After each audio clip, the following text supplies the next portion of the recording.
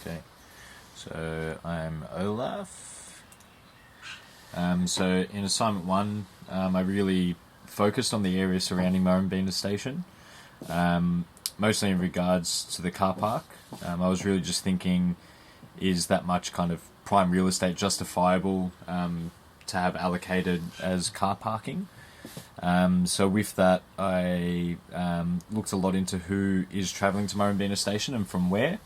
And it turned out that the furthest logical distance that people would be travelling to Murrumbina is from here, 1.75 kilometres away.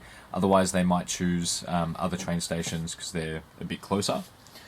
Then with that, I did some calculations based on the efficiency of reaching the train station by car, bus and bike. So the bus was really poor, the service is kind of really unreliable, but interestingly, a bike from that same area, which is here, or a car, is only a 50-second difference. So that makes me think a car is kind of really essential to get there, especially if buses improve.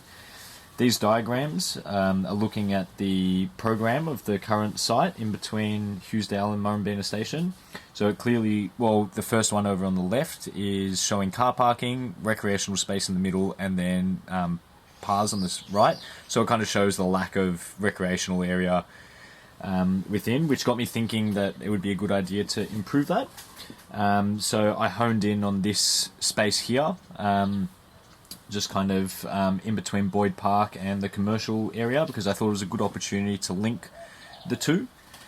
But yeah, I also chose it because it's the furthest point from the train station. So that means that as the interventions kind of played out, the least practical car spaces will be going first. And hopefully that would prevent any kind of community uproar or, friction against the project. Then zooming into the actual site, so majority of the space is hard surfaced, which are to be repurposed, but it kind of makes up this real brutalist architecture. So I figured it would be nice to kind of liven the ambience up with some denser planting. So this is the intervention. So it'd be played out gradually or incrementally over time. Kind of as Murrumbina grows, the intervention will grow, so that it's kind of growing cohesively. So, for example, as bus services improve, then so the space will improve in size. Now the actual program of the site. So I've put in 2 passive recreational spaces here, and then a sporting field or court in between. And then, that kind of divides it up, and then also the connection to Boyd Park in the commercial district. So this drawing is showing the removal and protection, so protection in blue and removal in red. Most of the material that needs to be removed for the project is the bitumen. The main reasoning is to increase the amount of green space and divide the expansive kind of planar surface into smaller nodes. And there's also a drainage route here. So that's just concrete. It receives stormwater from the train line, but then also the entire car park pretty much drains into this. So it's a really large space, so I thought that it would be good to remove that and implement a bioswale instead. Now, this is the topographical and drainage plan.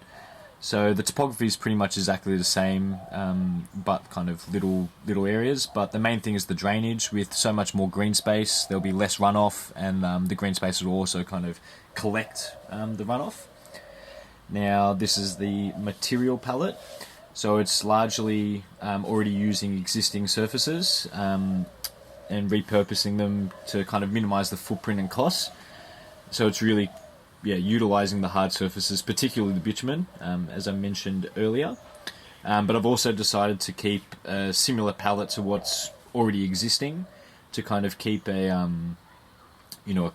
consistent cohesion throughout the rest of the site. So, for example, the use of the red bricks here to kind of pay the homage that they have done near the station to the Boyd family, the famous Boyd family from Murrumbina.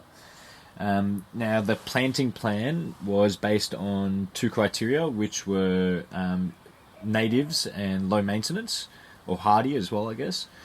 So the plants chosen are generally really highly adaptable to various environments and conditions, such as poor soils and to drought tolerant, etc.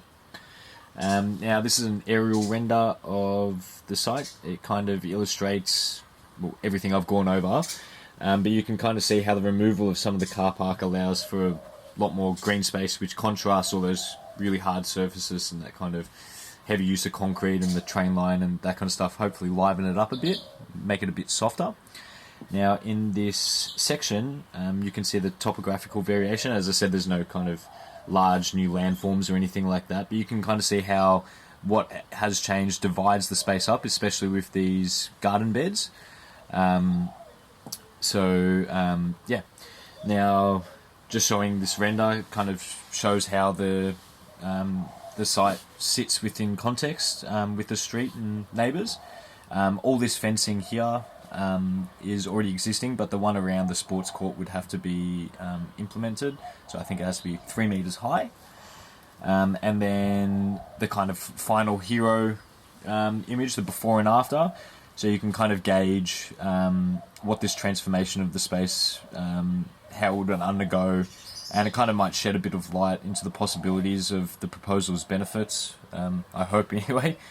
But yeah, I suppose in conclusion, the space won't be, a kind of desolate landscape hosting lifeless cars throughout the day, but instead will accommodate to, the ever-growing community and society of Murrumbeena by providing improved connectivity and various forms of social recreation and kind of community engagement.